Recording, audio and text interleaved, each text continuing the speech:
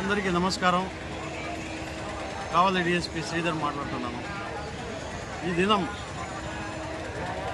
బిట్రగుంట మండలం కొండబిట్రగుంట గ్రామంలో శ్రీ ప్రసన్న వెంకటేశ్వర స్వామి ఆలయానికి సంబంధించిన తెప్పోత్సవం